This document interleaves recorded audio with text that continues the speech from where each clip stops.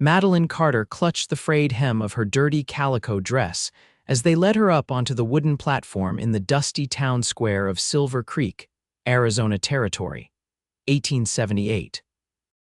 The sun bore down mercilessly, matching the heat of her shame as the auctioneer's voice rang out across the crowd of men who had gathered to bid on her life, her future, her very freedom.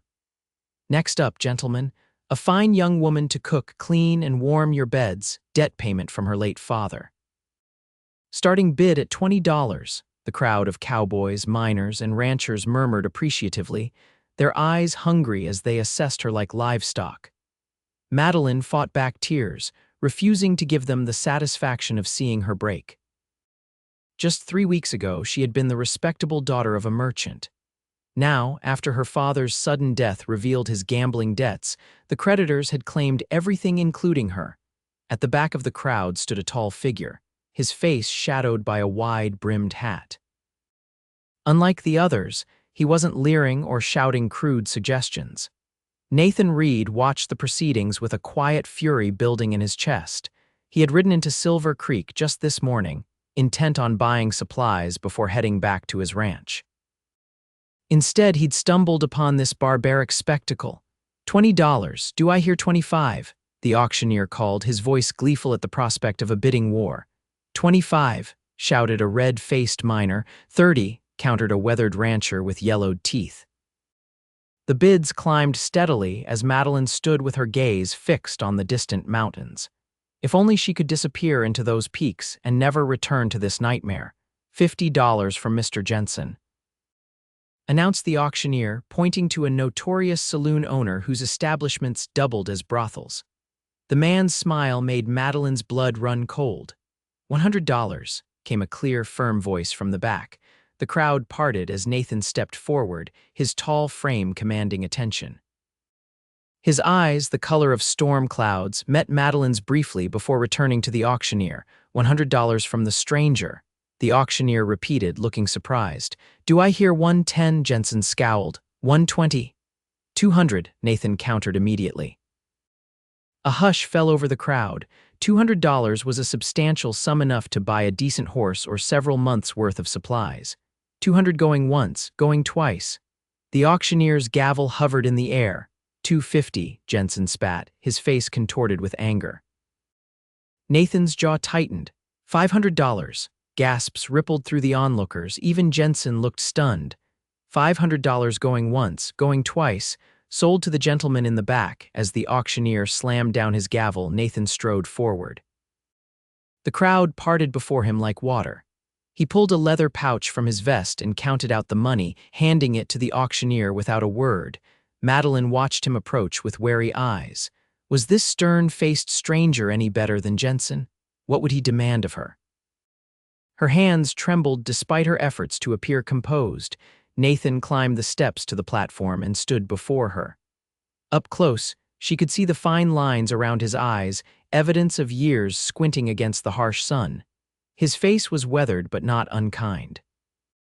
"Miss," he said, loud enough for those nearby to hear, "you'll never stand alone again." Then, to her astonishment, he removed his coat and draped it around her shoulders, shielding her from the prying eyes of the crowd. He offered his arm, which she hesitantly took, and guided her down the steps. As they walked away from the platform, whispers followed them like shadows. Madeline kept her head high despite her confusion and fear. They had almost reached the edge of the square when Jensen stepped into their path. "Mighty generous of you, stranger," he drawled, tobacco juice staining his beard. "But I know what she's really worth. I'll give you 600 for her right now." Nathan's expression didn't change, but Madeline felt his arm tense beneath her fingers.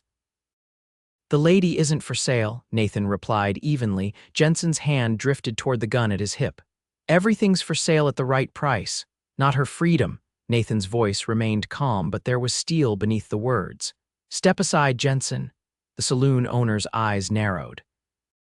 "You know my name, but I don't know yours. Reed. Nathan Reed."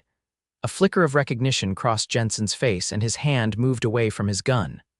"The rancher from Willow Creek Valley." Nathan nodded once. Jensen studied him for a moment longer before spitting into the dirt. "Your reputation precedes you, Reed. Take your purchase and go." He stepped aside, though his eyes promised this wasn't over. Madeline remained silent as Nathan led her to a hitching post where a magnificent chestnut stallion waited. Only when they were out of earshot did she find her voice. "Sir, I don't know how to thank you." Nathan looked down at her, his expression unreadable. "Don't thank me yet, Miss Carter, Madeline Carter, Miss Carter. I'm not expecting anything from you in return, if that's what worries you." Her brow furrowed in confusion. "Then why did you pay so much? $500 is a small price for a person's freedom." He untied his horse's reins. "I've got a proposition for you, but not here. We'll talk once we're away from town." Fear flickered across her face. Despite his seemingly honorable intentions, she was still alone with a stranger who had technically just purchased her. Nathan read her expression clearly. "I give you my word as a gentleman that no harm will come to you. I have a ranch about half a day's ride from here. My housekeeper, Mrs. Wilkins, will be there to receive us. You'll have your own room and be treated with respect." He hesitated, then added, "If my proposition doesn't suit you, I'll give you enough money to travel wherever you wish." "Your freedom is yours, Miss Carter. I simply bought it back for you." Madeline studied his face, searching for deceit but finding none. Slowly, she nodded. "Very well, Mr. Reed." He helped her mount his horse before swinging up behind her. As they rode out of Silver Creek, Madeline felt the stares of the townspeople following them. She had arrived in a creditor's wagon and was leaving with a stranger, but somehow, despite the uncertainty ahead, she felt the first stirrings of hope. The open country stretched before them, golden in the afternoon sun. Nathan kept a respectful distance, his arms on either side of her to hold the reins but careful not to press against her more than necessary. "Why did that man back down when he heard your name?" Madeline asked after they had ridden in silence for some time. Nathan was quiet for so long that she thought he might not answer. "3 years ago," he finally said, "Jensen's men tried to run me off my land. When that didn't work, they tried more direct methods. They attacked you. They burned my barn with my horses inside." His voice was flat, but she felt the tension in his body. "I tracked them down and brought them to justice. The legal kind, though it wasn't what I wanted at first. And Jensen feared you might do the same to him." Nathan's laugh held no humor. "Jensen fears that my reputation might be deserved after all." "And is it?" she asked, then immediately regretted her boldness. To her surprise, he answered frankly, "I've killed men, Miss Carter, but never one who didn't draw on me first.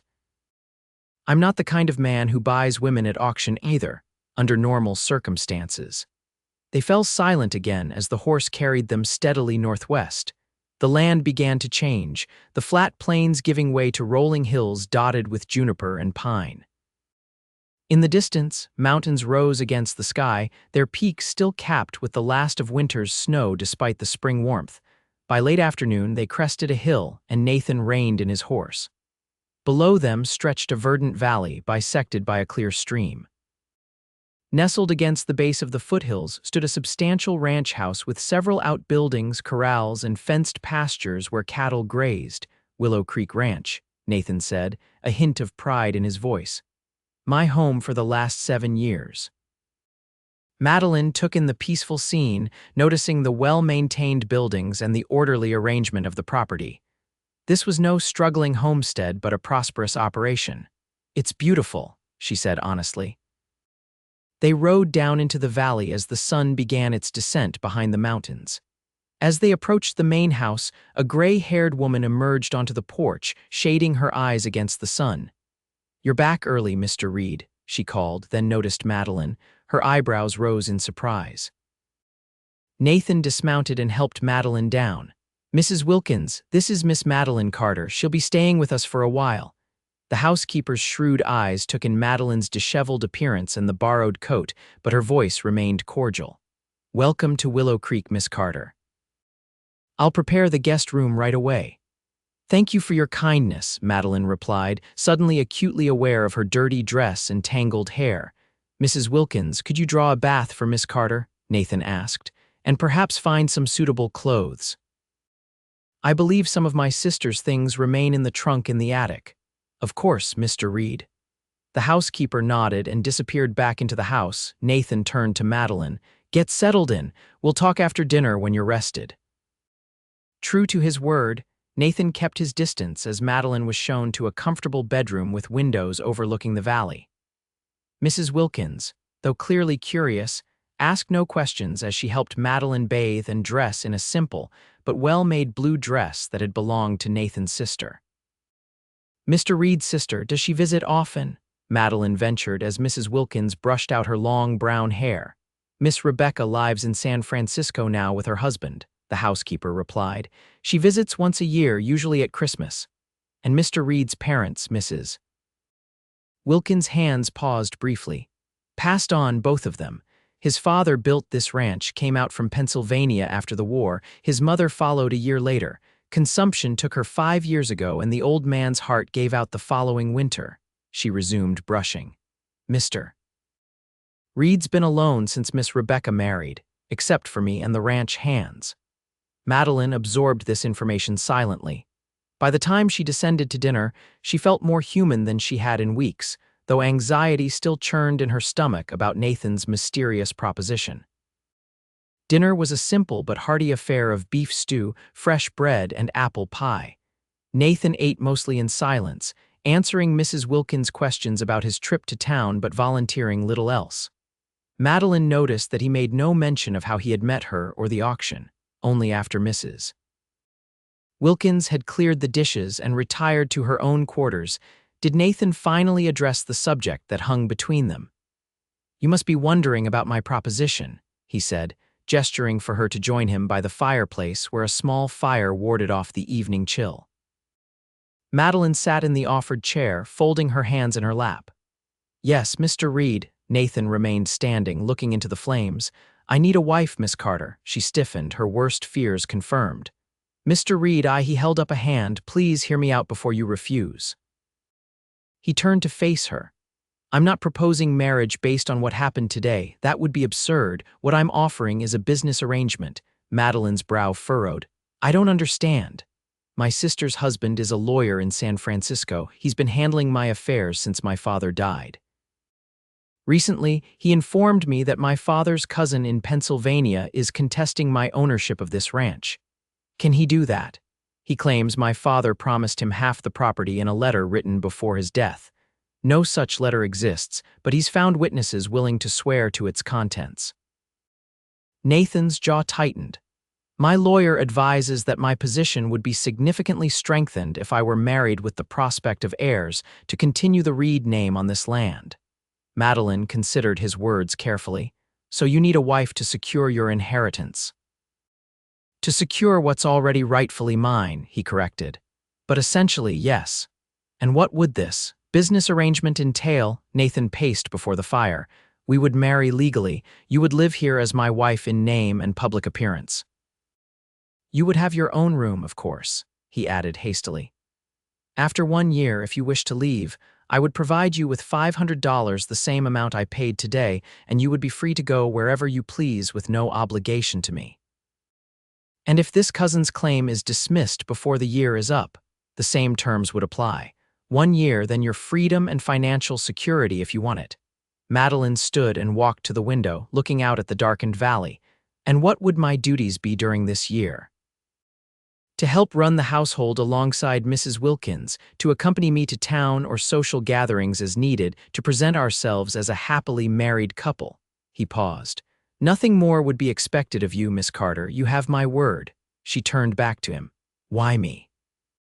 Surely there are women in town who would be eager to marry the owner of Willow Creek Ranch, business arrangement or not."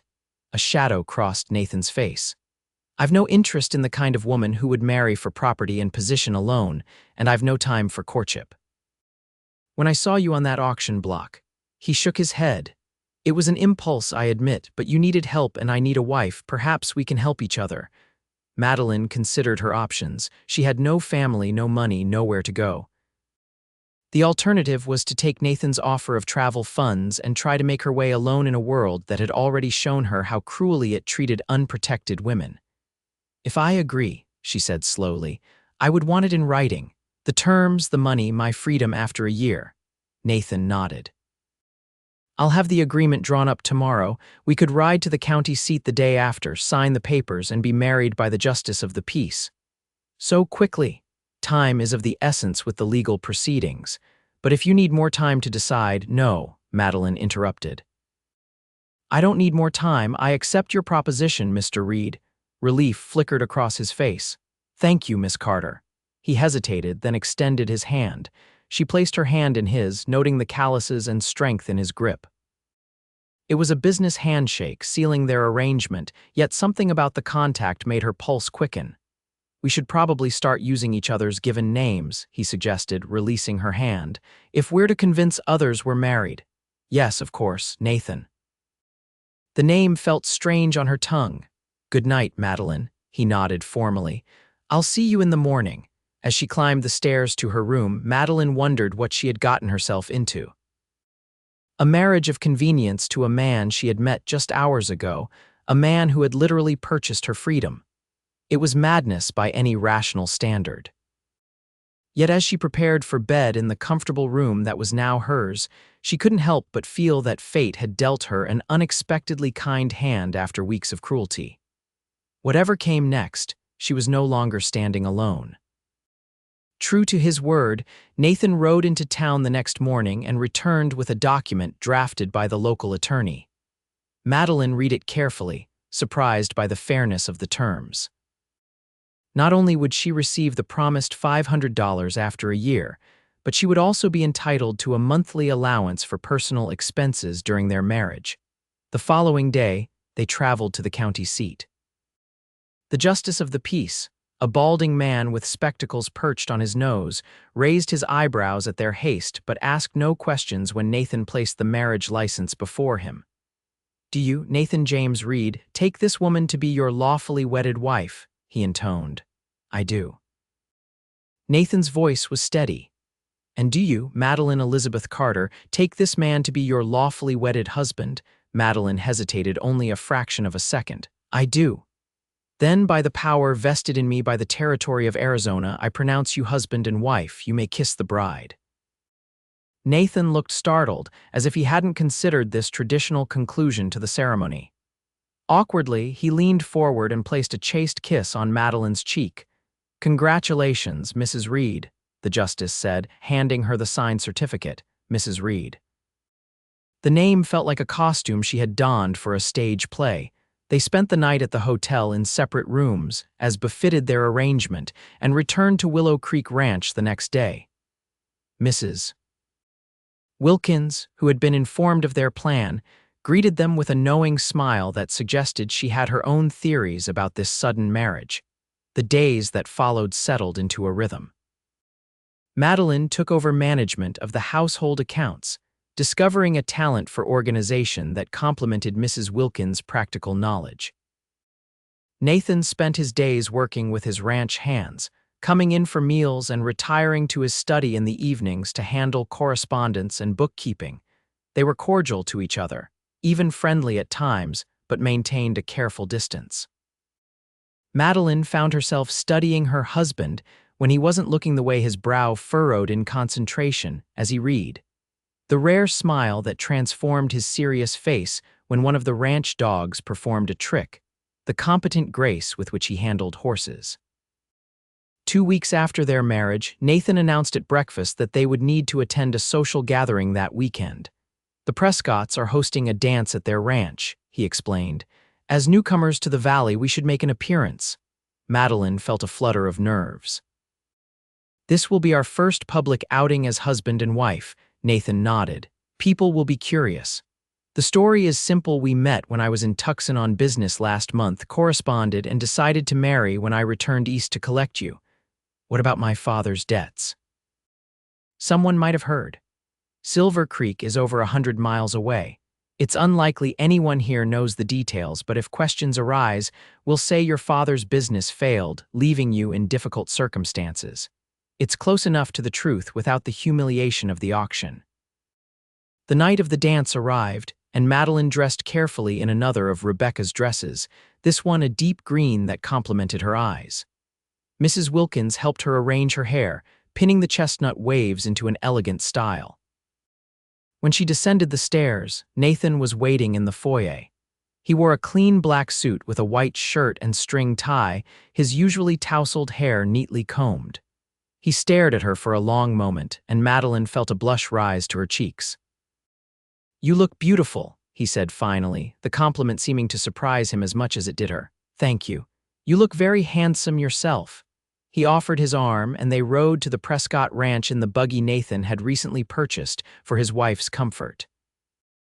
The formality between them had returned by the time they arrived, but Madeline was acutely aware of his presence beside her as they were announced to the gathering. "Mr. and Mrs. Nathan Reed," called out Mr. Prescott, a jovial man with mutton chop whiskers. All eyes turned to them, and Madeline tightened her grip on Nathan's arm. "You'll be fine," he murmured, covering her hand with his. "Just smile and be yourself." They were immediately surrounded by curious neighbors eager to meet Nathan Reed's mysterious new bride. Madeline found herself separated from Nathan as a group of women drew her into conversation, peppering her with questions about her background and how she had met her husband. She stuck to their agreed-upon story, embellishing with small details that she hoped would make it more convincing. Across the room, she could see Nathan engaged in conversation with several men, his expression serious as always. "You must have been quite taken with Mr. Reed to marry so quickly," remarked Mrs. Prescott, a plump woman with shrewd eyes. "Yes," Madeline agreed, then added impulsively, "When you know, you know." The women nodded sagely, and Mrs. Prescott patted her hand. "Well, you've done what none of the local girls could, captured the heart of Willow Creek's most eligible bachelor. Half the young ladies here tonight are nursing broken hearts, I'd wager." Madeline glanced around the room, noticing several young women eyeing her with poorly concealed envy. The thought of Nathan as the object of their romantic aspirations seemed almost comical given the businesslike nature of their arrangement. The musicians began to play, and couples moved onto the dance floor. Madeline watched, wondering if Nathan would claim her for a dance or if that fell outside the requirements of their public performance. Her question was answered when he appeared at her side, extending his hand. "Would you honor me with this dance, wife?" The word wife on his lips sent an unexpected thrill through her. "Of course, husband." Nathan led her onto the floor as the musicians struck up a waltz. His hand at her waist was firm but gentle as he guided her through the steps. Madeline had learned to dance as a girl, but it had been years since she had practiced. "You dance well," she commented, surprised by his grace. "My mother insisted I learn. She said no son of hers would shuffle around a dance floor like a bear with sore paws." A fleeting smile crossed his face at the memory. "Tell me about her," Madeline prompted, curious about the woman who had raised this complex man. As they moved across the floor, Nathan spoke of his mother, her strength in crossing the country to join his father, her determination to bring civilized touches to their frontier home, her love of music and books that she had instilled in both her children. "She would have liked you," he concluded as the music ended. His hands lingered at her waist a moment longer than necessary before he stepped back.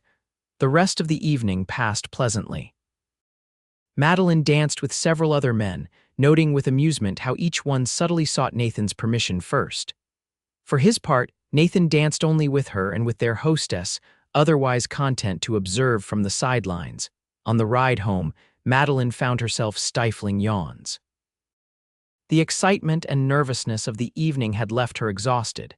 "Did you enjoy yourself?" Nathan asked, glancing at her in the darkness. "I did. Everyone was very welcoming. They were curious about you, the mysterious Mrs. Reed from the East." There was a touch of humor in his voice. "I suspect they were more interested in you. Mrs. Prescott informed me that you were the most eligible bachelor in the valley before our marriage." Nathan made a dismissive sound. "Local matchmaking, nothing more. None of those young ladies caught your fancy." She teased, then immediately wondered if she had overstepped, but Nathan merely shrugged.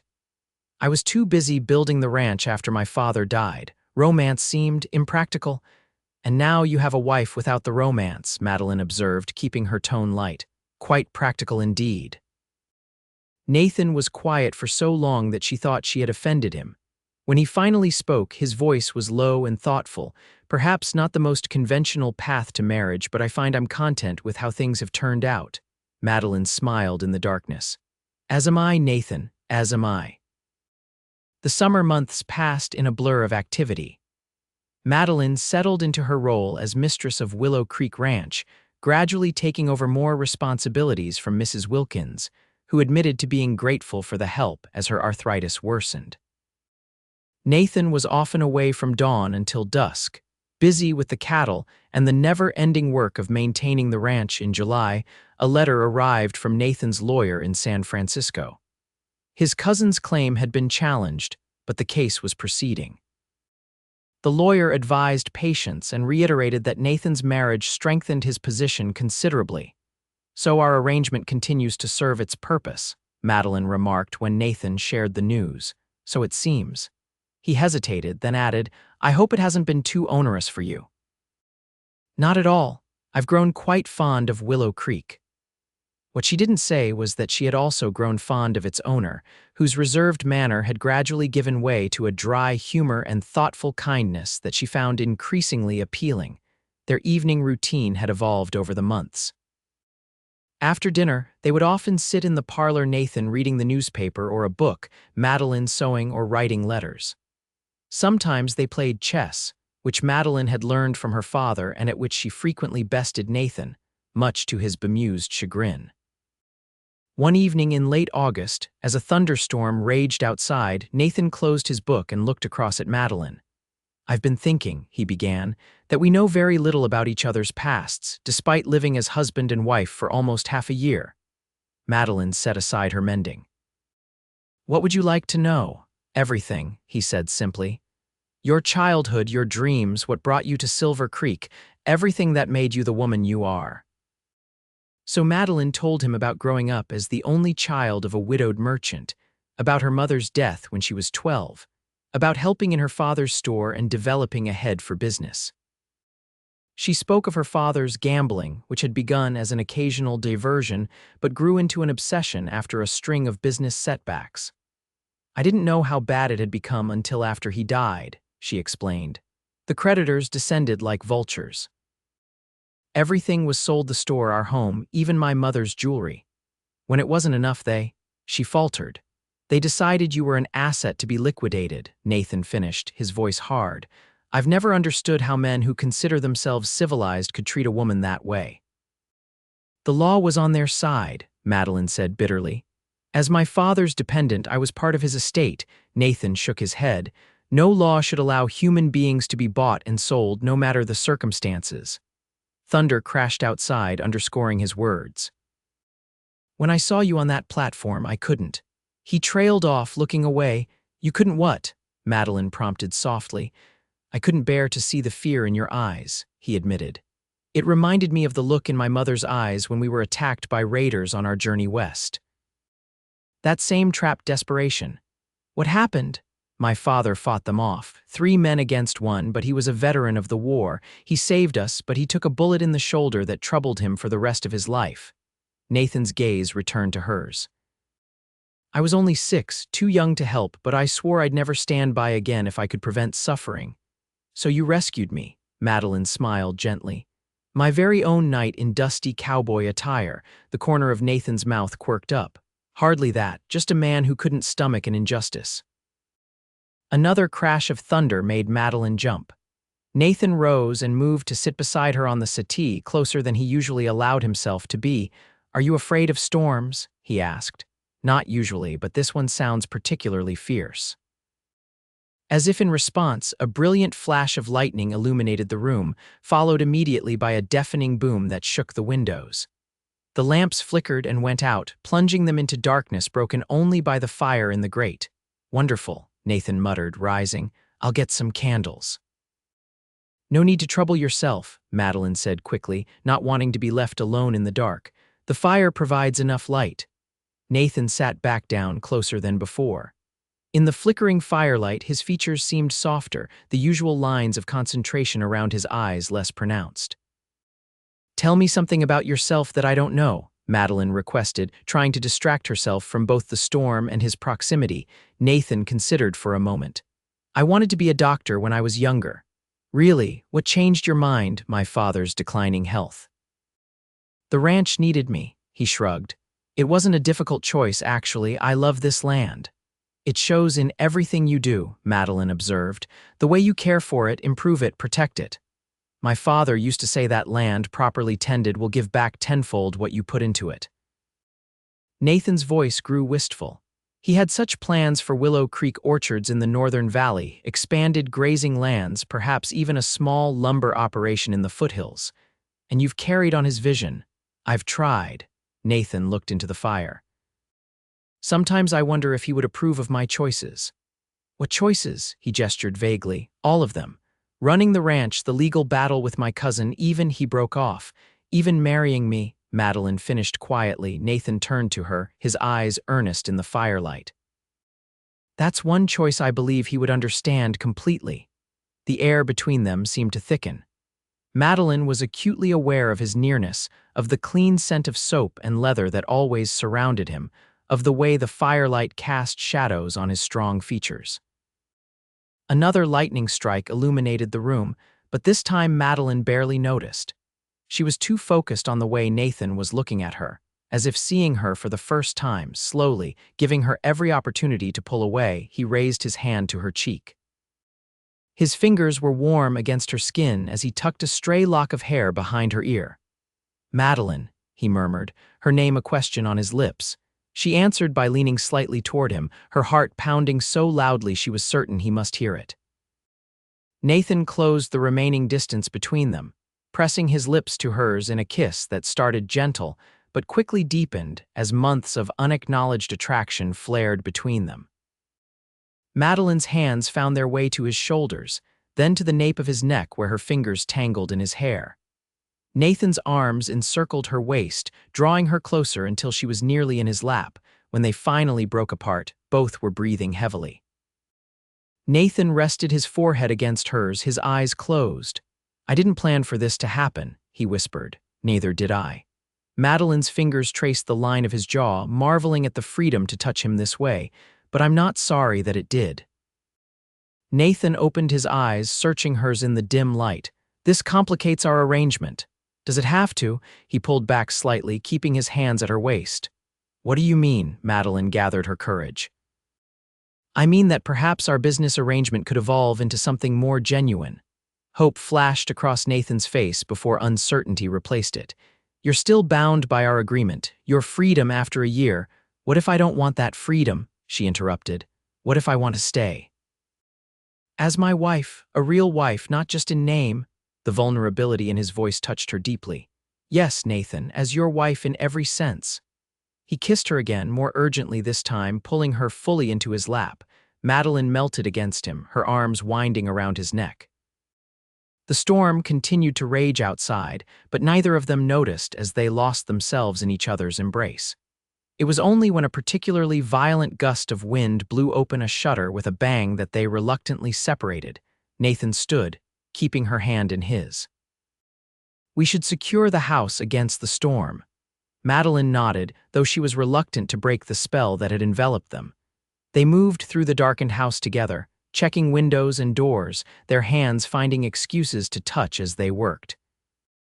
When they reached the top of the stairs where they would normally part ways to their separate bedrooms, Nathan hesitated. Madeline, I don't expect that is, we don't have to, she silenced him with a finger to his lips. I know, we have time, Nathan, we have all the time we need. Relief and something like reverence crossed his face. He took her hand and pressed a kiss to her palm. Good night, then, wife. Good night, husband, she replied, the words no longer feeling like lines in a play but a truth she was only beginning to understand. That night, lying in her bed listening to the storm gradually subside, Madeline reflected on the strange journey that had brought her to this moment. From the humiliation of the auction block to the security of Willow Creek Ranch, from a marriage of convenience to the stirrings of genuine love, it was more than she could have hoped for when she stood trembling before the leering crowd in Silver Creek. The next morning, Madeline awoke to brilliant sunshine and the sounds of activity in the yard. From her window, she could see Nathan directing the ranch hands as they cleared debris from the storm. Even from a distance, she could tell he was in high spirits, his movements more energetic than usual, his voice carrying on the clear air as he laughed at something one of the men said. She dressed quickly and went downstairs, where Mrs. Wilkins was already preparing breakfast. "Quite a storm last night," the housekeeper remarked, eyeing Madeline with unusual interest. "Hope you weren't too frightened." "Not at all," Madeline replied, busying herself with setting the table to hide the blush that rose to her cheeks at the memory of how she had spent part of the storm. When Nathan came in for breakfast, his eyes immediately sought hers. The smile he gave her was warm and intimate, conveying without words that last night had changed things between them irrevocably. Mrs. Wilkins, observant as always, glanced between them with raised eyebrows but made no comment as she served the meal. Over the following weeks, Nathan and Madeline's relationship deepened. Though they maintained separate bedrooms, a concession to propriety that Nathan insisted upon until he was certain of Madeline's feelings, they spent every available moment together. Nathan began including Madeline in ranch decisions, valuing her practical business sense and fresh perspective. For her part, Madeline started accompanying him on his rides around the property, learning about cattle ranching and developing a love for the land that matched his own.